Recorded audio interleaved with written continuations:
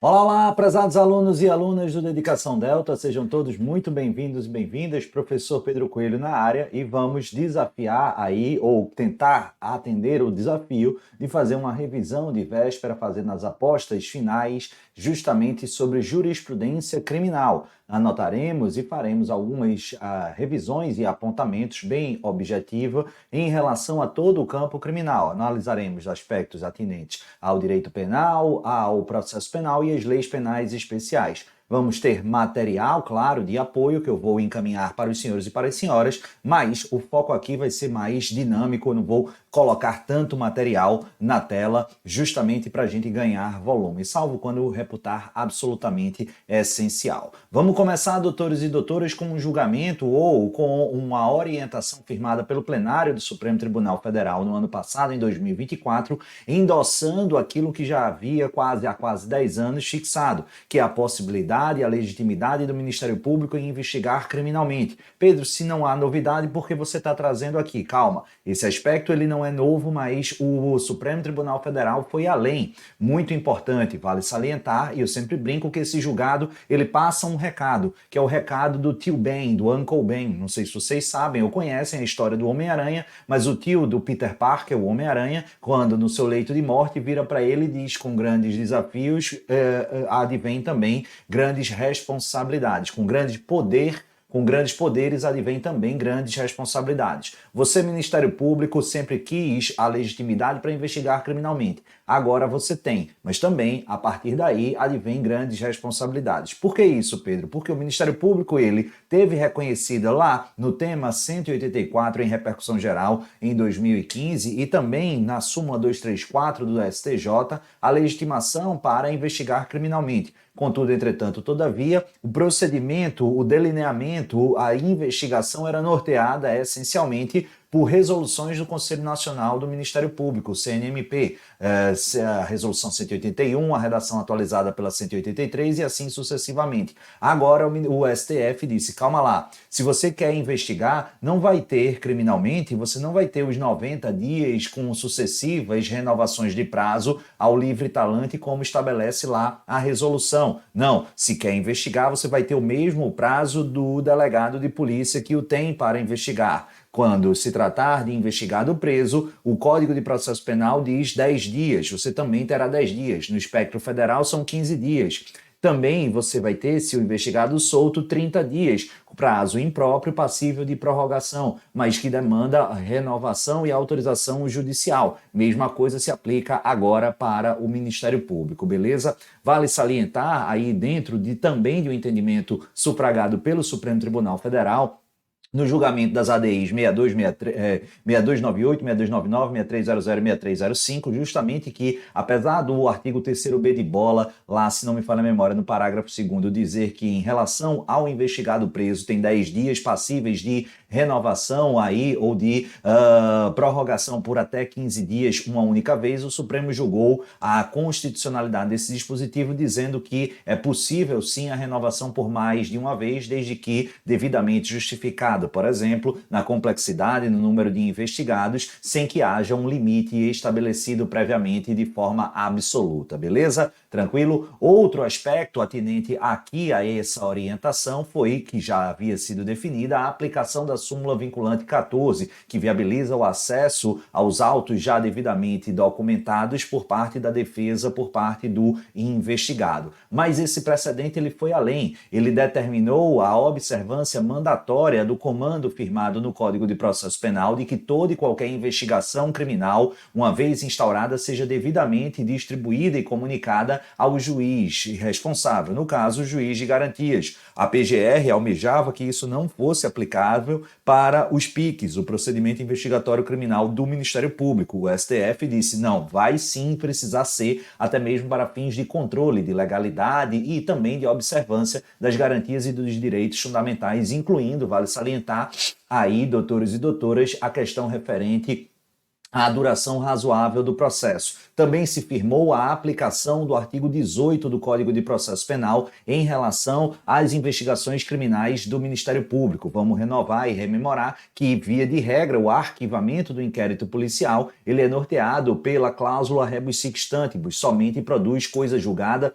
formal, salvo aquelas situações basicamente definidas envolvendo excludente da culpabilidade na visão do Sérgio Sebrasf e da maior parte da doutrina, faz coisa julgada material e não permite o desarquivamento, arquivamento lastreado na atipicidade e em excludente, na verdade, em extinção da punibilidade. Pedro, e em relação à excludente da ilicitude, tema que recentemente foi cobrado também pelo Sérgio Sebrasf lá na prova de delegado Ceará. Aqui, se o arquivamento tivesse dado com base em excludente da ilicitude, diz o Supremo pelo seu órgão plenário, primeira e segunda turma, não faz coisa julgada material, só coisa julgada formal. O STJ diverge e diz que faz coisa julgada material, não podendo haver aí justa e objetivamente o que? Desarquivamento, beleza? Então temos essa controvérsia, mas tende a dominar e a predominar justamente a orientação do Supremo Tribunal Federal, salvo se a questão fizer referência expressa ao STJ, beleza? E aí eu volto aqui, o que é que diz o artigo 18? Nos casos em que não houver produção de coisa julgada material e, portanto, o arquivamento será sufragado pela cláusula rebus sic stantibus. Então é possível haver desarquivamento, tanto do inquérito policial arquivado nesses termos, como também do PIC.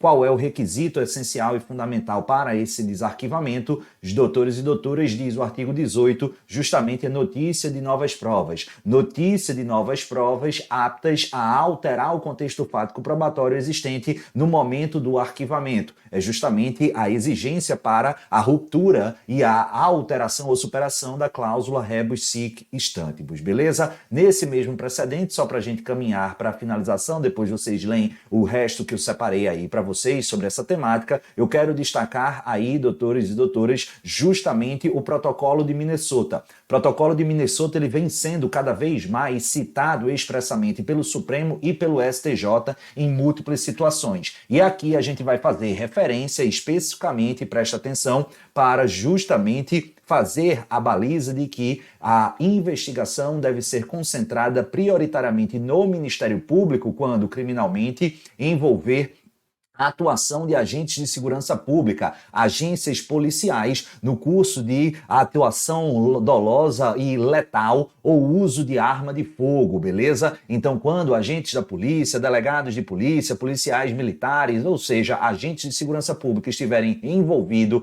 em atuação criminosa envolvendo uso ou efetiva letalidade ou uso concreto e efetivo de arma de fogo, o protocolo de Minnesota, um documento de soft law do campo internacional, ele vai orientar que a investigação deve ser concentrada justamente em face de instituições autônomas diversas daquelas ocupadas ou daquelas a que pertence o agente envolvido ou potencialmente envolvido. Nesse caso, aplicando esse parâmetro, tanto a Corte Interamericana de Direitos Humanos como também o Supremo Tribunal Federal e o STJ enxergam essa instituição autônoma e imparcial para fazer, às vezes, dessa investigação justamente o Ministério Público. O que essa ADI, a hora analisada, estabeleceu é que, além disso, ratificando essa orientação, também é dever de conferir detalhamento e espaço orçamentário, financeiro, recursos econômicos e humanos vocacionados para o cumprimento desse mistério, beleza? Isso é, inclusive, uma efetiva observância extraída de uma recente condenação lá em 2023 da Corte Interamericana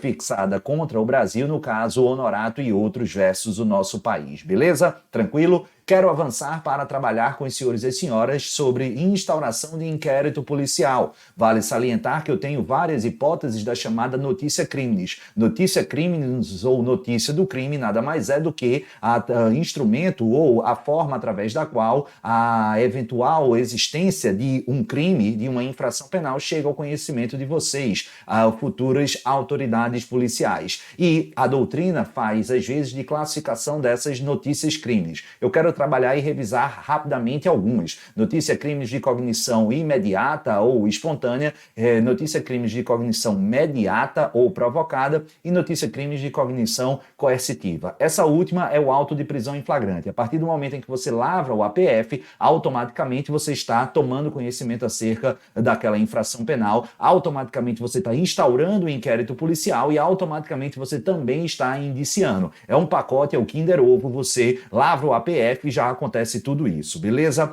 Agora, o que eu quero focar, a notícia crimes de cognição mediata ou provocada é aquela provocada mediante a atuação de terceiros. Destaco o melhor exemplo, a requisição do Ministério Público para a instauração de um inquérito policial. Requisição é obrigatória, não por vínculo de hierarquia, não existe hierarquia entre MP e delegado de polícia, isso também vem sendo definido e reiterado pelo Supremo, inclusive no ano passado, mas sim um vínculo de legalidade, o que justifica a obrigatoriedade da atuação nesses casos do delegado de polícia, salvo quando a requisição, a ordem se der mediante ou se der de forma manifestamente ilegal e irrazoável, beleza? Mas o foco primário, que minha aposta para cair na prova de vocês, é a chamada notícia crimes de cognição imediata ou espontânea. É aquela oriunda a partir de atuações costumeiras, habituais, rotineiras da autoridade policial. O bom exemplo, eu vou trabalhar dois aqui com vocês, é a notícia jornalística. É possível o delegado de polícia instaurar oficiosa e formalmente inquérito policial com base em notícia jornalística? Resposta positiva, é o que diz o STJ. Trata-se de um mecanismo justamente de notícia crimes de cognição imediata ou espontânea. Claro, desde que estejamos diante de um crime que desafia a ação penal pública incondicionada. Um bom exemplo para cair na sua prova é um fato medonho, eu não acompanho muito detalhe, então posso estar contando a fofoca errada. No ano passado, ou retrasado, agora não me lembro, um programa da Netflix ou alguma porcaria dessa aí, que era Encontro às Cegas, uma desgraça dessa aí que eu não entendo nada desse tipo de coisa, mas chegou aos meus ouvidos e aí eu tive que ler, né, ossos do ofício. Quando a gente é professor de direito criminal, a gente tem que se deparar com um monte de coisa, mas enfim, basicamente era um encontro às cegas, o camarada, aí eu sou muito fofinho e tal, a moça disse, eu sou maravilhosa, eles não se viram, como é que eu sou, tal, aí eles ficaram 1 ou 2 meses juntos e aí resolveram fazer um encontro ao vivo, e a moça lá, nas suas declarações, no ao vivo, basicamente narrou hipóteses ou situações de manifesta situação, não apenas de abalo psicológico, mas descreveu situações caracterizadoras potencialmente de estupro. Vamos imaginar essa situação, você como delegado ou delegada de polícia está assistindo o programa, vejam só, eu espero que vocês tenham um nível aí de seleção de divertimento um pouco melhor quando estiverem exercendo o cargo de delegado ou delegada, mas eu não tenho nada a ver com isso, e aí você está assistindo e percebe que aquela narrativa aconteceu justamente no espectro territorial que você atua. Você pode, com base nesse programa, instaurar inquérito policial, em tese sim, justamente porque se trata de notícia crimes de cognição imediata ou espontânea, beleza? Tranquilo? No próximo tópico a gente já falou aí sobre arquivamento de inquérito policial mediante a formação de coisa julgada material. A gente já sabe, o que eu quero insistir com vocês é se de um lado há divergência entre STJ e STF quanto ao arquivamento do inquérito policial baseado em excludente de ilicitude, porque o STJ diz que faz coisa julgada material, mas o STF diz que não faz coisa julgada material. Cuidado como isso vai ser abordado na sua prova. Também chama atenção para ter um cuidado em relação ao excludente de culpabilidade. Há vários e vários livros, manuais e professores falando que as únicas hipóteses em que se faz coisa julgada material é o arquivamento com base em quê? Em atipicidade e excludente, aliás, e extinção da punibilidade. Cuidado, também precisamos incluir aí a excludente de culpabilidade, porque a apreciação de mérito, a reiterada e dominante orientação doutrinária é nesse sentido. Pedro, mas a gente tem precedente nessa linha dos tribunais superiores? Não, há mais de 20 anos eles não decidem, nem que sim, nem que não, sobre esse tema. Mas a gente tem precedente, se não me falha a memória, de 2020, um pouquinho antes ou um pouquinho depois, na última prova de Defensoria Pública do Estado do Piauí. Sim, organizada e aplicada pelo Sérgio Sebraspe, houve uma assertiva no sentido de que o arquivamento do inquérito policial com base em excludente de culpabilidade faz coisa julgada material. Foi certo ou errado? Certo. Então, mais uma vez, também por esse motivo, eu já entenderia e já ensinava que era a orientação correta, e por mais esse motivo, esse argumento ratificador, a gente vai colocar e consignar na hora da prova exatamente isso, beleza? Tranquilo? Vamos falar um pouquinho sobre estelionato previdenciário. Com a certeza de que eu estou vivo, haverá 2 ou 3 questões, ou pelo menos uma questão acerca de estelionato previdenciário. Aqueles crimes lá envolvendo estelionato previdenciário, apropriação indébita previdenciária, previdenciária, sonegação de contribuição previdenciária, todos do Código Penal, artigo 171, parágrafo 3º, artigo 168A e artigo 337A de Alfredo do Código Penal brasileiro, podem cair ou há grande margem de probabilidade. A grande questão é a possibilidade de aplicação de crime ou de insignificância no estelionato, sim, e no estelionato previdenciário, lá do parágrafo 3º. Cuidado, tá? Para objetivamente a sua prova, a resposta é negativa. Tanto o Superior Tribunal de Justiça quanto o Supremo Tribunal Federal apontam reiterada e dominantemente não possibilidade de aplicação da insignificância para afastar a tipicidade material em relação ao crime do artigo 171, parágrafo 3º, beleza? Tranquilo? Isso porque a conduta ofende, além do patrimônio público, a moral administrativa e a fé pública e se revela absoluta e altamente reprovável para além do quantum patrimonial afetado, beleza? Tranquilo? Ainda em relação a esse tema, eu quero que você destaque e tome muito cuidado relativamente ao momento consumativo. Eu tenho aqui uma curiosa hipótese que, a depender do caso concreto, o momento consumativo e eventuais consequências desse delito serão alteradas. Vamos lá, que são 3 as situações, isso aqui você não pode errar, pelo amor de Deus. Vamos lá, vamos imaginar que João das Couves, ele falseia aí a sua própria documentação para dar entrada num pedido de aposentadoria como segurado rural, como segurado especial. Ele começa a receber e aí vai recebendo durante 5 anos. Beleza? Beleza. A casa cai, se investiga e aí ele é processado e condenado pelo crime de estelionato previdenciário. Eu te pergunto, nesse caso, qual é a natureza jurídica do ponto de vista consumativo desse delito? Ele vai ser instantâneo de efeitos permanentes ou um crime permanente? Ele vai ser um crime permanente. Considerar-se-á o crime ocorrendo durante todo o momento em que ele estava recebendo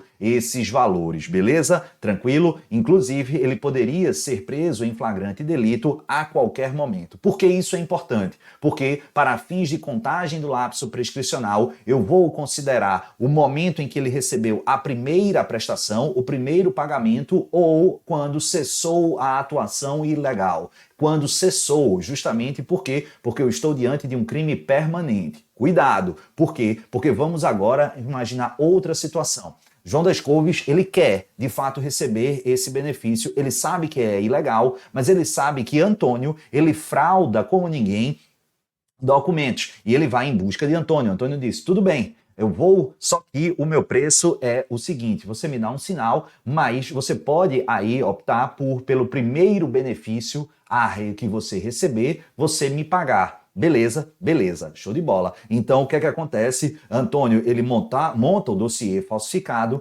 João das Couves dá entrada lá no INSS, consegue sua aposentadoria, recebe o benefício, a primeira prestação, paga Antônio. E aí, continua nos próximos 5 anos. Nesse caso, e aí, cuidado, tá? João das Couves, quando terminar lá os 5 anos, vamos exagerar, ele passa 15 anos recebendo. Passados 15 anos, descobrem a fraude. Ele vai estar considerado crime permanente. Então, não há que se falar em prescrição, beleza? Tranquilo? Em relação a João das Couves. Mas eu tenho aqui, do ponto de vista consumativo, uma exceção binária à lógica unívoca. Então, a teoria é unívoca. E aí, o que é que acontece? A teoria unitária, né? Uma exceção binária à teoria unitária. Então, presta atenção. Aqui, em relação a Antônio, esse crime não vai ser permanente. Ele vai ser instantâneo de efeitos permanentes. Então, se dali a 15 anos descobrirem, João das Couves, ele poderá ser efetivamente processado e eventualmente condenado em razão do estelionato. Mas Antônio não, porque para Antônio, que somente foi responsável pela fraude efetivamente, mas não ficou recebendo, ele teve a sua vantagem econômica recebida lá no início, é um crime de efeito instantâneo de efeitos permanentes. Então ele consuma-se aqui. 15 anos depois morreu pré-A. Já Antônio, não. Beleza? Já João das Couves, não. É crime permanente. E por fim, mas não menos importante, a minha grande aposta é no caso do defunto. Como assim, Pedro, no caso do defunto? Calma, deixa eu explicar melhor. Há uma das várias situações que eu pego lá na Defensoria Pública, o que é que acontece? O camarada, ele é responsável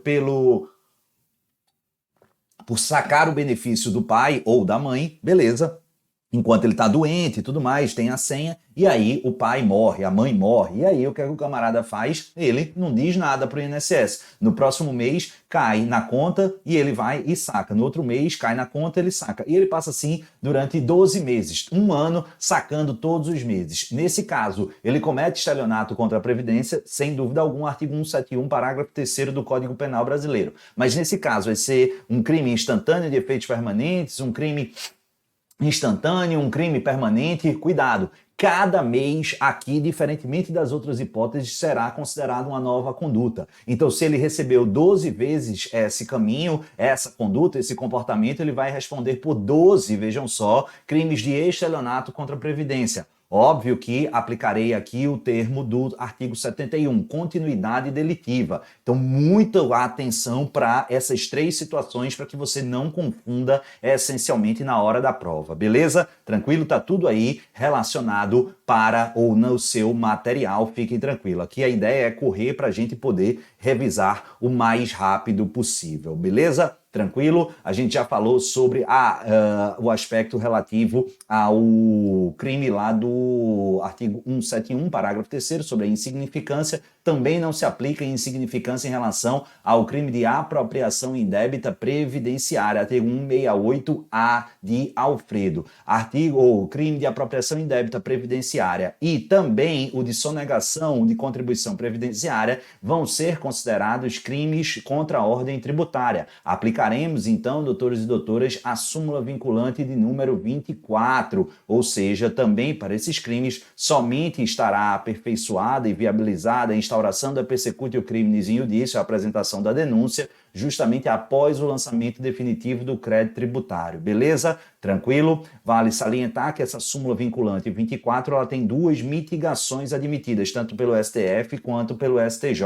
Quando é que eu posso afastar a súmula? Quando o agente, não obstante ainda não ter havido o lançamento definitivo do crédito tributário com a conclusão do PAF, do procedimento administrativo fiscal, ele fundamentalmente, doutores e doutoras, fizer o seguinte, ele estiver embaraçando a fiscalização tributária com seus comportamentos ou houver indícios de prática de outros crimes diversos daqueles de natureza fiscal tributária, beleza? Vamos falar um pouquinho agora sobre processo penal e, claro, também contornos firmados pela Lei 13.869, a lei ou nova lei de abuso de autoridade. E aqui eu quero falar sobre busca. A medida de busca, a gente tem duas hipóteses de busca, a busca pessoal e a busca domiciliar.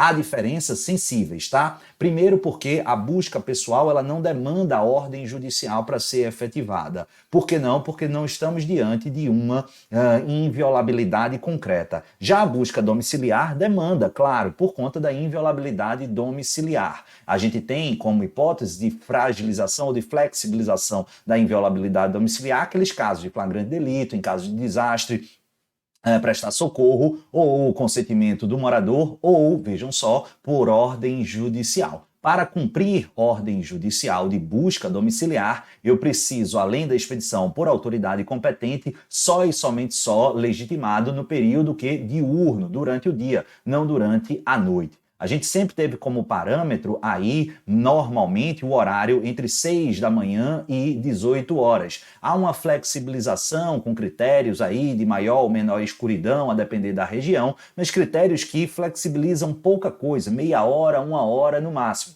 Em regra, para fins de rigidez e segurança jurídica, a orientação, inclusive nas academias de polícia, é cumprir essas ordens judiciais de busca e apreensão domiciliar entre 6 horas da manhã e 18 horas da noite. Vale salientar, inclusive, que se você começa a cumprir, por exemplo, às 3 horas da tarde e começa a anoitecer, você precisa cessar a diligência? Não. Aí você precisa começar durante o dia. A partir de que começa, meu patrão e minha patroa, aí segue o fluxo que não tem como parar. É exatamente o precedente analisado pelo STJ e depois pelo Supremo que a gente apelidou do caso da Daslu, né? A Daslu, aquela loja famosa lá em São Paulo, a turma começou, era um monte de coisa, impetraram aí um pedido pedido, ou veio um pedido ao STJ e depois ao Supremo para interromper a diligência de busca e apreensão. Aí disseram nada disso. Começou, aí vai com fé, beleza? Ia até fazer uma piadinha infame fazendo algum tipo de associação, ainda bem que eu não fiz. Guarda, concentra, Pedro. Por quê? Porque aí, sobre esse tema, será que houve tipificação fundamental do que é dia e do que é noite? Para parte da doutrina, isso de fato aconteceu. Isso porque, com o advento da Lei 13.869, a Lei de Abuso de Autoridade de 2019, o inciso 3º do parágrafo 1º do artigo 22, ele vai dizer: comete crime de abuso de autoridade, punido com pena de detenção de 1 a 4 anos, além de multa, aquele que cumpre mandado de busca e apreensão domiciliar após as 21 horas ou antes das 5 horas. Então, na visão dessa parcela doutrinária, o que é que nós tivemos? A tipificação, normatização legal do que é dia e do que é noite para fins de busca e apreensão. Nessa versão, teríamos o dia entre 5 e 21 horas da noite, entre 5 horas da manhã e 9 horas da noite, e entre 9 horas e as 5 a gente teria o período noturno. É isso que prevalece? Não, tá? O STJ tem, inclusive, em precedentes da 5ª e da 6ª turma, ou seja, é a orientação que a gente vai utilizar para levar para a nossa prova, o parâmetro justamente oposto. Vai dizer o seguinte, eu quero que você preste atenção aqui comigo. Uma coisa é dizer que a diligência é ilegal. Outra coisa é dizer que estamos diante de crime. Nem todo ilícito probatório será considerado ilícito criminal, ilícito penal. E é exatamente o que eu estou diante aqui. Por exemplo, se você, como delegado de polícia, cumprir uma ordem de busca domiciliar a partir das 20 horas, essa prova é ilegal, sem sombra de dúvida, é imprestável. Assim vai ser reconhecida no âmbito do processo. Aplicaremos e observaremos o paradigma normativo do artigo 157 e seguintes do Código de Processo. Beleza? Tranquilo? Show de bola? Inclusive com a ilegalidade ou ilicitude derivada. Maravilha! Mas você estará em curso potencialmente, do ponto de vista formal, em crime de abuso de autoridade? Não, por ausência de aderência típico formal. Para que pudéssemos cogitar formalmente do crime de abuso de autoridade nesse caso, a diligência precisaria ter sido cumprida entre 21 horas e 5 horas da manhã. Ela foi cumprida às 20 horas. Isso não afasta a ilegalidade probatória, mas afasta a ilegalidade criminal, o crime de abuso de autoridade. Beleza? Tranquilo? Então toma muito cuidado aqui. O paradigma para a legalidade probatória vai continuar na lógica tradicional de dia e noite. Margem de segurança de 6 da manhã às 18 horas, com alguma margem a depender das circunstâncias, do local e tudo mais. Mas, para fins de efetiva aderência típico formal, 21 às 5 horas. Agora, se eu estiver nessa zona cinzenta, como por exemplo, às 20 horas, haverá crime de abuso de autoridade? Não, mas haverá legalidade da prova? Tampouco, beleza? Vai ser ilegal a prova, porém ausente a figura criminosa. É o que disse o STJ, inclusive, no agravo regimental, no RHC 168, 319, lá de São Paulo, 6ª turma, o artigo 22, parágrafo 1º, inciso 3º da Lei 13.869, não definiu os conceitos de dia e de noite para fins de cumprimento de mandado de busca e apreensão domiciliar. Portanto, aplicaremos fundamentalmente a regra tradicional. Vamos falar um pouquinho sobre tráfico de drogas. A gente vai ter, sem sombra de dúvida, algumas questões sobre tráfico de drogas. No tráfico, a gente vai concentrar considerações e eu peço para que vocês analisem, em especial, atenção à incidência do parágrafo 4º, que traz a causa de diminuição da pena. Para que haja incidência dessa minorante na terceira fase da dosimetria da pena, eu preciso reunir cumulativamente 4 requisitos. O agente precisa ser primário, bons antecedentes, não se dedicar a atividades criminosas nem ser membro de organização criminosa. Havendo isso, o que é que nós teremos é essencialmente a incidência da minorante variável de 1/6 a 2/3. Pedro, eu posso utilizar a referência ao passado infracional para afastar esse parâmetro, essa incidência? No Supremo prevalece, com alguma divergência entre primeira e segunda turma, mas prevalece que não, que o passado infracional não seria passível de ser utilizado, notadamente a segunda turma. Por quê? Porque a referência à infração penal, a atos infracionais,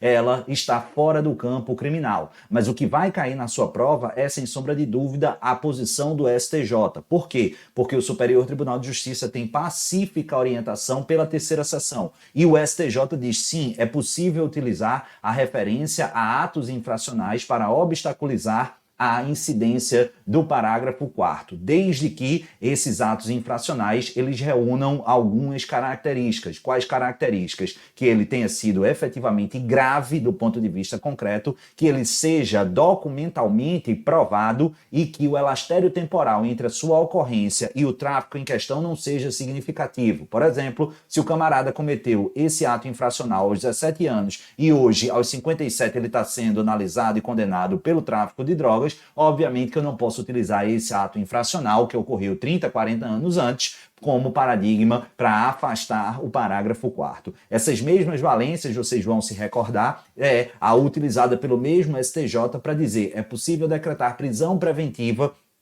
com base na necessidade da garantia da ordem pública com um lastro no passado infracional, desde que o ato infracional em questão reúna também essas três características cumulativas, beleza? Ainda sobre o parágrafo 4º, a gente vai lembrar que a existência de inquéritos e ações penais em cursos não pode ser utilizada como paradigma para afastar a sua incidência. A gente tinha até 2020 ou 2021 divergência entre o Supremo, que não admitia, e o STJ, que admitia a utilização de ações penais e inquéritos pendentes para afastar isso. Isso foi revisto e em 2022, mais ou menos, a terceira seção disse nada disso. Então, hoje, STF e STJ dizem que ações penais em cursos e inquérito policial não podem ser utilizados como referência a maus antecedentes e, portanto, não pode obstaculizar a aplicação do parágrafo 4º em relação aqui ao traficante, beleza? Tranquilo? Última observação que eu quero selecionar aqui para vocês é cuidado.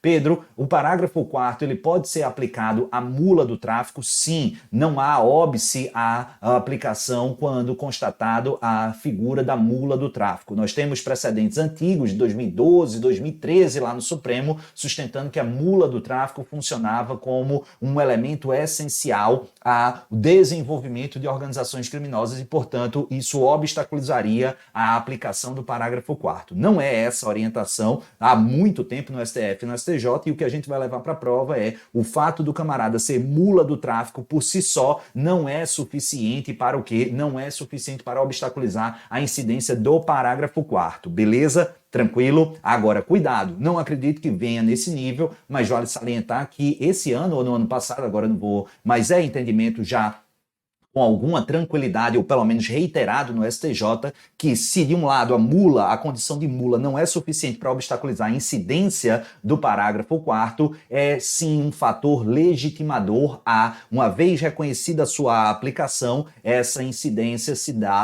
vai se dar com base nisso, na figura da mula do tráfico, no patamar mínimo de 1/6. Então, mula do tráfico pode obstaculizar a incidência do parágrafo 4º por si só não, mas eu posso, aplicando o parágrafo 4º, com base no fato do camarada ser mula, eu posso estabelecer o paradigma de redução mínimo de 1/6, posso, é o que diz o STJ, beleza? Tranquilo? Agora, minha maior aposta, aí sim, essa tá no material de vocês, é justamente em relação à obrigatoriedade, necessidade de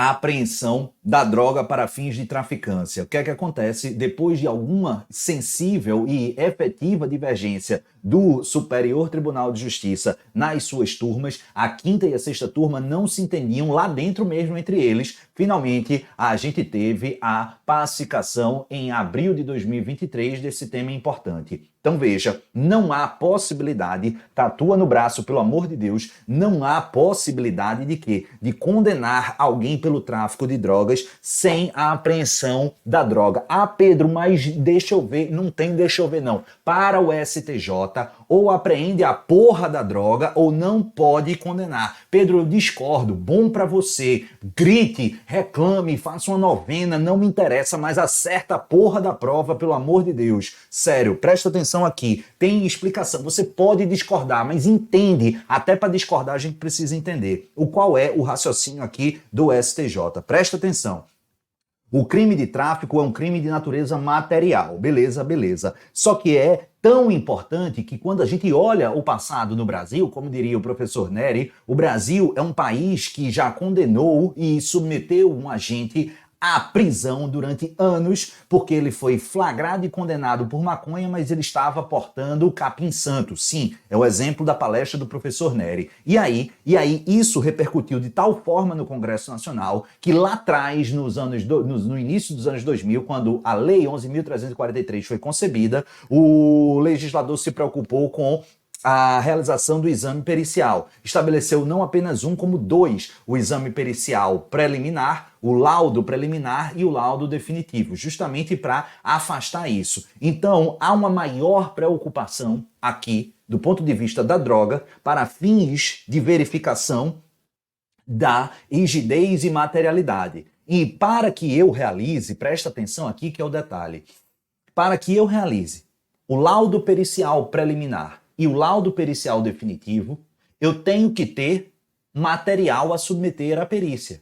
E se eu não apreender a droga, eu não tenho como fazer laudo pericial preliminar nem definitivo. Você vai identificar que é possível até mesmo condenações, não como regra, mas excepcionalmente, com base apenas em um laudo preliminar, certo? Dispensando-se o laudo definitivo. E, sobretudo, em drogas em que o laudo preliminar é mais simples, é mais fiel, como drogas normais, né? Ou mais ordinárias. Cocaína, haxixe, maconha, êxtase, esse tipo de coisa. Beleza, mas a regra é preliminar e definitivo. Só que se eu posso, com base apenas no laudo preliminar excepcionalmente, eu pelo menos tenho o laudo preliminar. E se eu tenho o laudo preliminar, está implícito que eu apreendi a droga. Porque se eu não apreendi, não tem como submeter à perícia. E aí? Só que havia condenações com base em outras provas. Por exemplo, interceptação telefônica, depoimento testemunhal, colaboração premiada ou confissão, depoimentos de agentes que atuaram na investigação. E essas outras provas eram possíveis de serem utilizadas subsidiariamente, mesmo quando não houvesse apreensão para justificar a condenação. Só que o STJ passou aí, pela terceira sessão, a dizer: não, se eu não apreendi, eu não tenho como realizar o laudo preliminar, tampouco o definitivo, e, portanto, eu não tenho materialidade delitiva. Beleza. Ah, Pedro, mas é possível condenar pelo crime de homicídio sem encontrar o corpo. Haja vista, toda vez citam isso, o caso do goleiro Bruno. Sim, meu amor, é justamente por conta disso que eu estou chamando a sua atenção. Por quê? Porque eu estou diante de uma situação diferenciada. E eu só estou justificando ou explicando o porquê da diferenciação. Você não precisa concordar, beleza? É possível condenação no crime de homicídio sem encontrar o corpo? Sim. É possível condenação no crime de tráfico de drogas sem apreensão da droga? Não. É isso que eu estou te dizendo, na visão do Superior Tribunal de Justiça. Beleza, tranquilo, em se tratando, portanto, do crime de tráfico, um crime material. Por que eu estou te dizendo isso? Primeiro, porque eu sei que esta zorra vai cair na prova. Agora, sabe o que é que eu sei também? Vai ter essa assertiva, você vai se lembrar de mim e de vários outros que talvez tenham ensinado corretamente para você. Mas sabe o que é que você vai só se lembrar de mim? Cuidado, sem saliência, por favor, respeite, respira, vamos com calma. É quando cair isso aqui. Não será possível, sem a apreensão da droga, condenar o agente pelo crime de tráfico e bem como de associação do crime do artigo 35. Aí, é que o camarada se ferra. Porque tudo que eu expliquei para você do STJ era partindo de um pressuposto, que o crime de tráfico é um crime material. E o crime de associação para o tráfico, o crime de associação para o tráfico é um crime formal. O crime formal dispensa resultado naturalístico para a sua consumação. Então, pouco importa se apreendeu ou não a droga.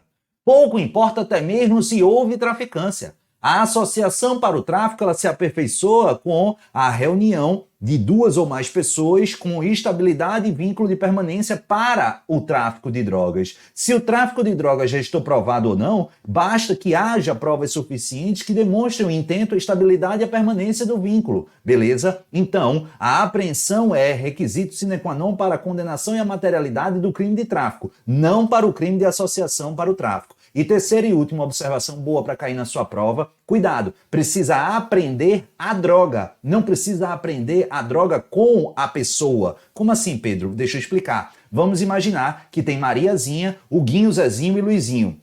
Tenho várias e várias provas, captação de interceptação telefônica, prova testemunhal, que todos eles traficavam. Só que no dia da abordagem da polícia, só havia droga com Mariazinha. Mariazinha estava com 10 quilos de cocaína. O Guinho, Zezinho e o Luizinho não estavam com nada. Ah, então Pedro disse que sem a apreensão da droga não pode haver condenação por tráfico. O Guinho, Zezinho e o Luizinho vão ser absolvidos e Mariazinha vai tomar no Cibazol. Certo ou errado? Errado. Por quê? Porque eu tive a apreensão da droga, sim, com Mariazinha. Se as outras provas forem aptas a vincular o Guinho, Zezinho e Luizinho à droga que foi apreendida com Mariazinha, morreu pré-A. Eu tenho a droga e tenho outras provas que vinculam esses três aqui a essa materialidade. Beleza, tranquilo, show de bola. Última observação, isso é para o STJ, isso é o parâmetro que a gente vai levar para a nossa prova objetiva. Mas é também uma grande aposta para a prova discursiva dissertativa. E aí é que são elas. Por quê? Porque em 2024 e em 2025, em janeiro desse ano, a gente tem precedente da primeira turma do Supremo Tribunal Federal divergindo aqui do STJ.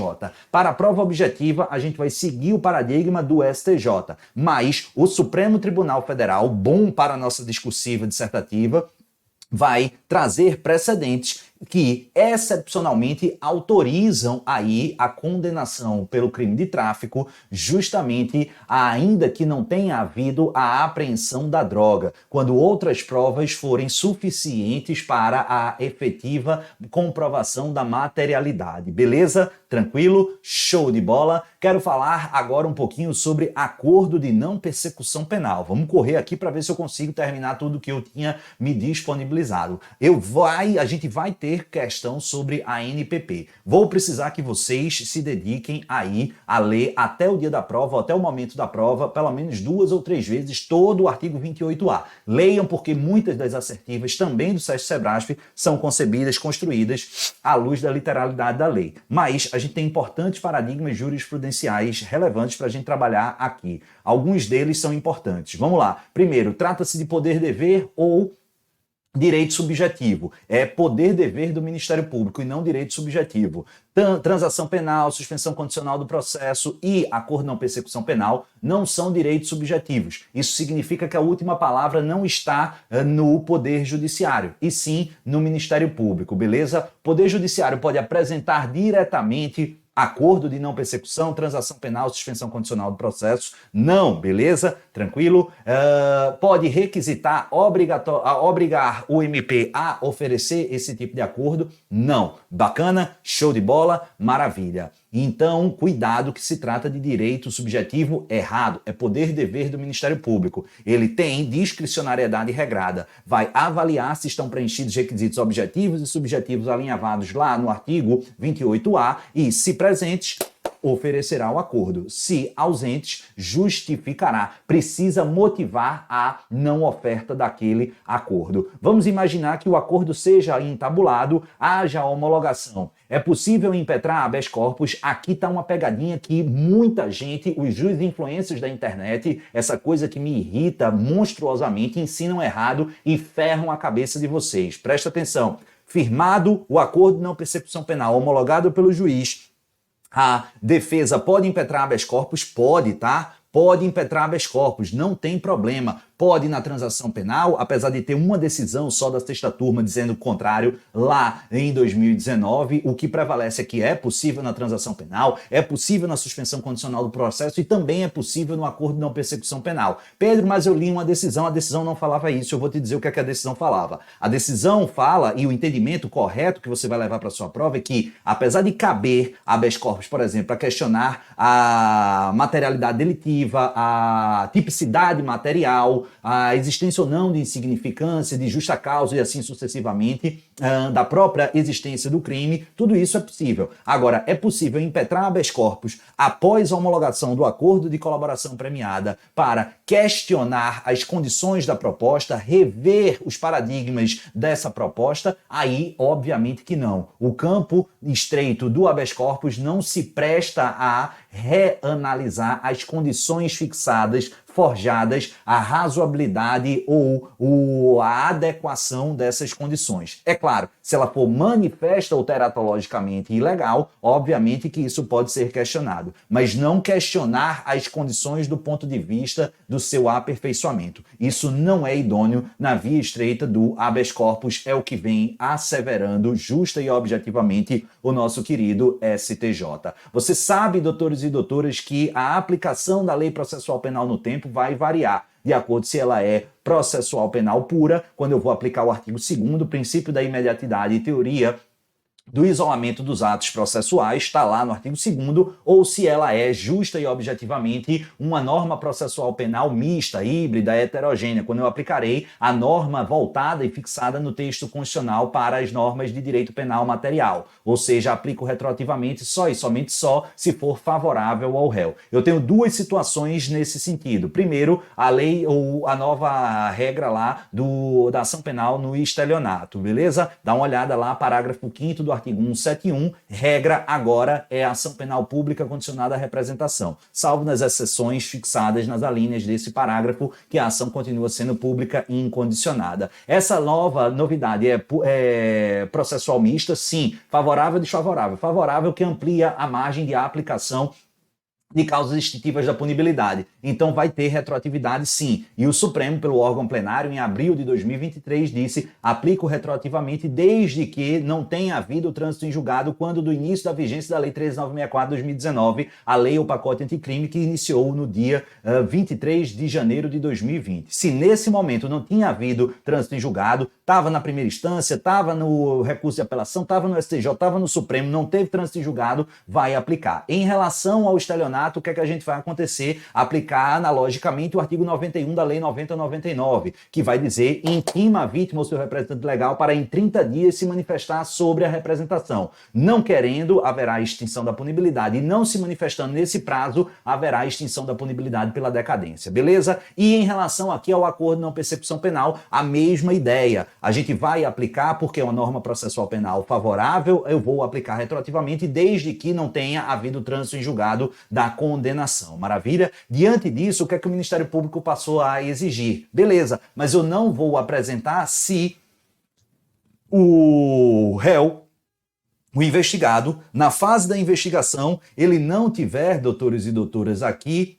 estabelecido a confissão. Eu posso exigir a confissão antes da propositura do ANPP como requisito, que a confissão formal e circunstanciada é requisito inexorável do artigo 28A caput para o acordo de não persecução penal, isso é inquestionável, beleza? Mas o momento dessa confissão precisa ser pretérito na fase investigativa. Olha, né, curica, como diria o outro, negativo. Presta atenção, isso foi recentemente analisado sob o palio do recurso repetitivo, é o tema 1303, e o STJ, na terceira sessão, falou: a confissão não é exigência legal prévia para a propositura do ANPP, podendo ela, a confissão, ocorrer no momento da assinatura do acordo perante o Ministério Público, sendo, portanto, inválida a recusa do parquet em propor o acordo apenas pela ausência de confissão no inquérito. Basta tomar minha atuação como exemplo, né? Sou defensor público federal, vivo fazendo acordo de não persecução penal, eu digo, ó, não confessa porra nenhuma, vamos esperar ouvir a proposta e lá a gente desenha bonitinho, grava o que eles quiserem se for do nosso interesse. Mas antes, cala a boca, não fala porcaria nenhuma. Ah, isso não pode ser utilizado? Claro que não, beleza? Isso não é óbvio Comprove-se aí, isso é invencionice na prática do Ministério Público, beleza? Aliás, sobre a ANPP, cuidado, isso aqui é bom para cair na sua prova. É possível suspensão condicional do processo de transação penal em ação penal privada? Sim, mas quem tem a legitimidade exclusiva é o querelante. Só o querelante pode propor transação e só o querelante nas ações penais privadas pode propor suspensão condicional do processo. Não há legitimidade alternativa, concorrente ou subsidiária nesses casos do Ministério Público. Mas, em relação ao STJ, a quinta turma criou um tratamento diferente em relação ao ANPP. Sim, admitiu-se, de fato, a aplicação do acordo de não persecução penal também nas ações penais privadas, sim, é cabível. Quem tem legitimidade, o querelante. Cuidado, mas se o querelante não propuser aí o acordo, ou seja, se mantiver inerte ou se recusar de forma infundada quanto à propositura desse acordo, caberá legitimação subsidiária ou supletiva do Ministério Público. Cuidado, essa legitimidade subsidiária ou supletiva, ela é reconhecida pelo STJ apenas no caso de ANPP de ação penal privada. Não se estende para a transação penal e tampouco para a suspensão condicional do processo. Beleza? Tranquilo? Show de bola. E vale salientar aqui, acordo de não persecução penal. Vou precisar que vocês deem uma especial atenção analisada às hipóteses de não cabimento, mesmo que preenchidos os requisitos lá do caput do artigo 28A, o parágrafo 2º vai arrolar nos seus incisos, 4 incisos, situações nas quais, abstratamente, o legislador afasta a possibilidade de propositura do ANPP. Entre eles, o caso lá envolvendo a Lei Maria da Penha, ou quando o crime for perpetrado por razões da condição do sexo feminino, até mais amplo que a própria Lei Maria da Penha. E aí, o fato, doutores e doutoras, é que ele não faz vedação abstrata em relação ao crime de racismo, por exemplo, injúria racial. Será que cabe a ANPP em tese em relação a crimes de racismo, por exemplo, injúria racial? A resposta é negativa. Tanto o STJ quanto o Supremo Tribunal Federal, na segunda turma, vem dizendo, e é esse o nosso gabarito para a prova, que em razão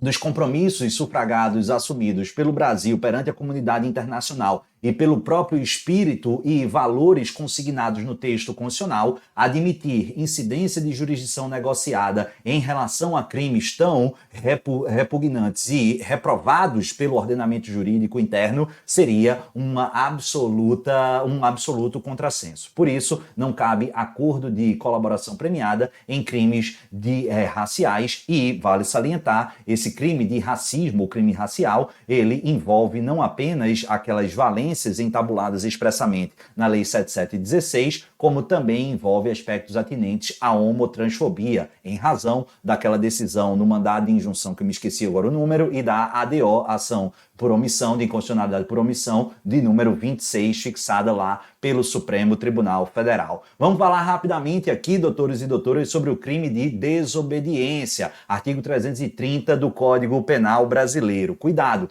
quando eu tenho duas situações relativas a atividades relacionadas a trânsito, se eu tenho, eventualmente, a ordem de parada numa blitz de trânsito e o camarada fura, ele comete aí crime de desobediência, a orientação do STF e do STJ é em sentido negativo. Por quê? Porque entende-se o crime de desobediência como um crime subsidiário. Somente será havida a efetiva realização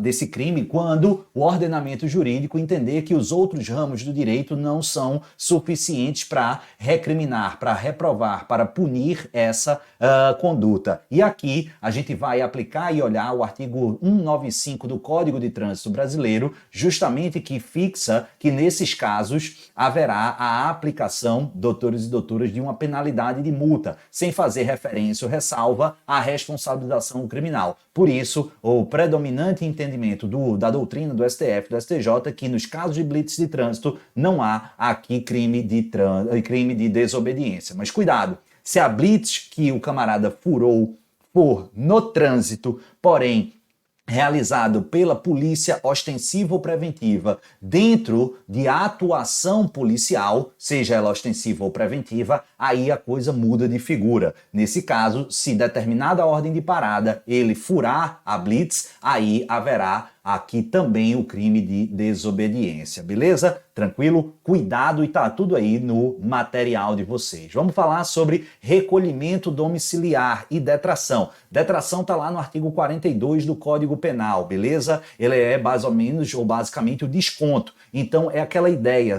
básica, simplificada e exemplificadamente do camarada que passa 2 anos preso cautelarmente, é sentenciado definitivo a 9 anos. Ele vai cumprir 9 anos? Não, só precisa cumprir mais 7, porque eu vou detrair, eu vou descontar esses 2 anos que ele ficou preso. Antigamente, a detração só era feita na execução penal, agora já na sentença. Por que isso é importante? Porque isso vai impactar e refletir na própria fixação do regime inicial de cumprimento. Vamos olhar o artigo 33. Se João das Couves pega 9 anos, ele começa no regime fechado obrigatoriamente. Mas se eu faço a detração agora, fica em 7. Ele vai iniciar, ao menos em tese, se não tiver outro motivo que justifique o regime fechado, no regime semiaberto. Percebe como isso é melhor para ele? Maravilha. A detração, ela se limita dentro do campo, vejam só, das cautelares pessoais à prisão cautelar. Agora, o artigo 42, ele foi concebido no nosso ordenamento jurídico quando as cautelares pessoais diversas da prisão, eles não existiam. Por isso que parcela da doutrina, cito sempre por todos, o professor Pier Paolo Bottini, minoritariamente sempre defendeu que houvesse detração penal também em relação às cautelares pessoais diversas da prisão do 319 e 320. Mas isso nunca recebeu guarida, nem da doutrina, sejamos bem honestos, muito menos da jurisprudência. Esse cenário começa a mudar. Pedro, então quer dizer que é possível detração em relação às outras cautelares pessoais? Não. Apenas uma, o STJ disse, exatamente o recolhimento domiciliar noturno, finais de semana e feriado. Beleza? Beleza.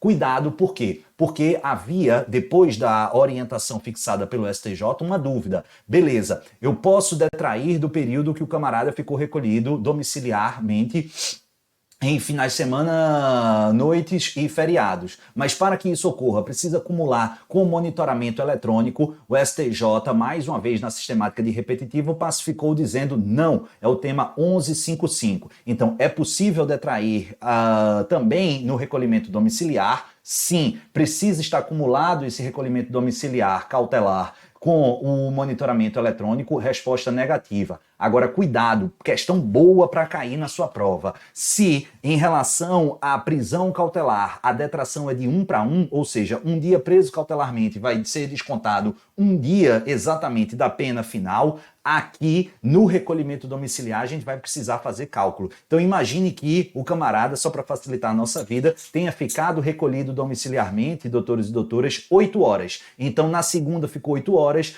na terça 8 horas, na quarta 8 horas. Esses 3 dias vão gerar detração de 3 dias? Não, eu vou somar os horários. 8 mais 8, 16, com mais 8, 20, 24, 21, ó, 24, um dia. Então cuidado aqui, por quê? Porque esse desconto vai ser proporcional. Se é um final de semana que o camarada ficou domiciliarmente recolhido todo dia, vai ser todo dia. Se for uma fração de horário, vai ser o horário. Vale salientar que se esse cálculo fracionário não completar 24 horas, vai ser computado, aí vai ser desconsiderado, a fração vai ser desprezada. Beleza? Tranquilo? Show de bola? E aí, só para a gente finalizar, doutores e doutoras, cuidado, tá?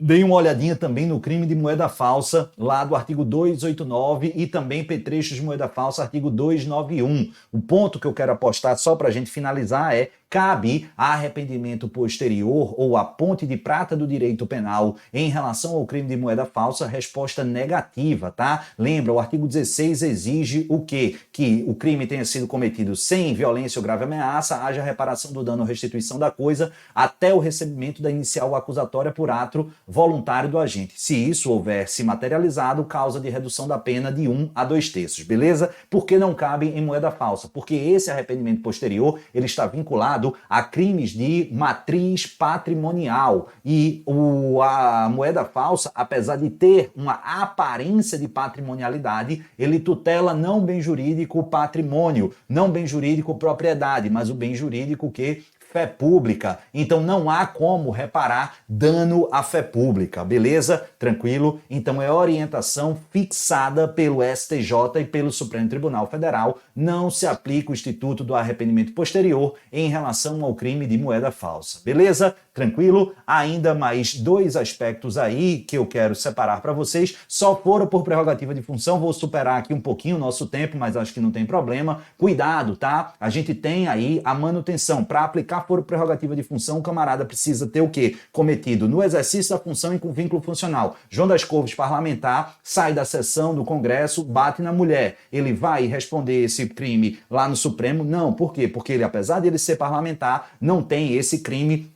vínculo funcional. Mas se ele parlamentar se envolve aí em fraude à licitação com desvio de emenda parlamentar, nesse caso, ele era parlamentar, tem vínculo funcional, vai lá para o Supremo. Isso era definido e se mantém desde a questão de ordem na ação penal 937. Na ocasião, também se estabeleceu uma situação. Se houver solução de continuidade, se ele renunciar, se ele não se reeleger, se ele for cassado por qualquer motivo, não mais exercer a função pública, o processo sai do foro por prerrogativa de função e vai para a primeira instância. Era isso que tinha sido fixado, salvo se, quando houver essa solução de continuidade, o feito já tivesse sido instruído por completo. Ou seja, se a solução de continuidade tivesse se materializado após a publicação do despacho intimando as partes a apresentar alegações finais. Isso aqui é que foi mudado recentemente, agora em março, na ordem de habeas corpus pelo plenário do Supremo Tribunal Federal 232-627. O que é que a gente vai continuar? Em relação à aplicação do foro prerrogativa de função, a gente mantém tudo como estava, beleza? Tranquilo? Agora, em relação a esse momento, pouco importa, doutores e doutoras, se houve solução de continuidade ou não. Eu só vou olhar se é caso de foro prerrogativa de função, se o camarada exercia função pública e tinha vínculo funcional. Se sim, vai ficar no respectivo tribunal no qual o camarada tem por prerrogativa de função. Inclusive, vejam só, mesmo que a investigação e o processo tenha se iniciado após o fim do mandato ou o fim da função pública. Vamos imaginar aqui, João das Couves era parlamentar, ele fez um monte de coisa errada, não se reelegeu. 2 anos depois, quando ele já há 2 anos não era mais parlamentar, surgiu a notícia crimes e a polícia e o Ministério Público, a PGR, descobriram, opa, aqui tem coisa.